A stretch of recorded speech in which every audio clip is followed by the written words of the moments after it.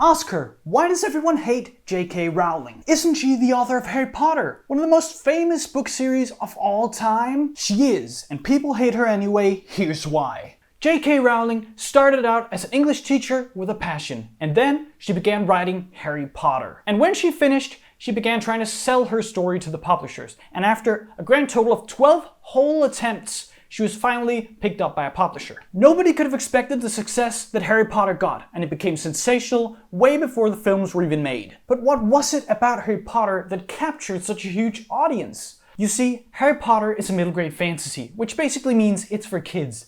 And J.K. Rowling happened to land on the holy grail of what kids of that age want. Escapism, you see. Nobody likes their school, and a lot of people don't like their everyday life. There's always someone who's more popular. Maybe they feel oppressed by their parents. Maybe they just wished that they were secretly famous within an obscure wizarding world for basically being the chosen one.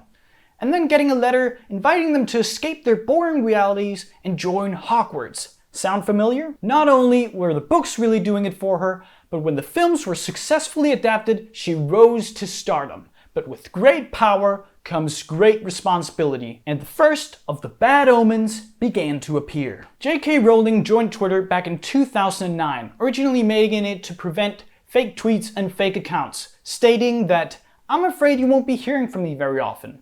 Oh, how wrong she was. Soon, she began expanding on her world building, adding in stuff that were never there in the books. For example, a fan asked, "J.K. Rowling, my wife said there are no Jews at Hogwarts. I'm a Jew, so I assume she said it to be the only magical one in the family. Thoughts?" Anthony Goldstein, Ravenclaw, Jewish wizard. Because she always knew he was going to be Jewish. And she kept shoehorning in stuff that was never there to begin with, culminating in one of the most memeable tweets of our era. Hogwarts didn't always have bathrooms. Before adopting Muggle plumbing methods in the 18th century, witches and wizards simply relieved themselves wherever they stood, and vanished the evidence. Now that is what I call world building. But what really changed her reputation, however, were some controversial tweets she began writing in 2019 and 2020. This was her first tweet. "People who menstruate. I'm sure there used to be a word for those people. Someone help me out. Wumban, wimpund, wumud." Basically criticizing the use of the word people who menstruate instead of just women. She continued this with some tweets in June of 2020. "If sex isn't real, there's no same-sex attraction. If sex isn't real, the lived reality of women globally is erased. I know and love trans people, but erasing the concept of sex removes the ability of many to meaningfully discuss their lives. It isn't hate to speak the truth. The idea that women like me, who've been empathetic to trans people for decades, feeling kinship because they're vulnerable in the same way as women, i.e. to male violence, hate trans people because they think sex is real and has lived consequences, is a nonsense." She also later expanded these tweets, with tweets discussing hormone therapy. "Many health professionals are concerned that young people struggling with their mental health are being shunted towards hormones and surgery when this may not be in their best interests. Many, myself included, believe we are watching a new kind of conversion therapy for young gay people, who are being set on a lifelong path of medicalization that may result in the loss of their fertility and/or full sexual function." Now, whatever you think of this issue, it's without a doubt that these tweets contributed significantly to her bad reputation. It even created fan backlash, resulting in several fans saying that her tweets were not in congruency with what Harry Potter was all about. Eventually, it got so bad that Harry Potter himself, Daniel Radcliffe, had to intervene, stating that trans women are women. Emma Watson, aka Hermione, also joined in with a tweet of her own. "Trans people are who they say they are, and deserve to live their lives without being constantly questioned and told they aren't who they say they are.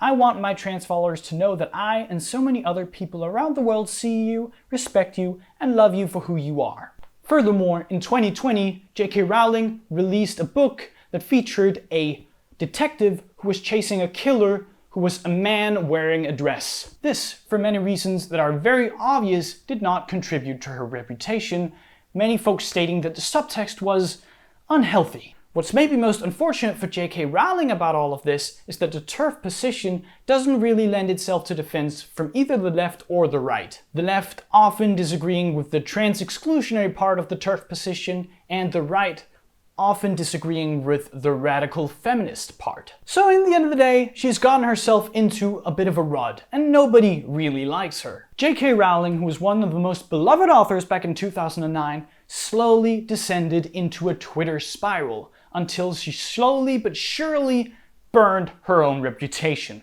So guys, if you loved this video, go check out 2 of my other videos. Please support me, I would really appreciate it.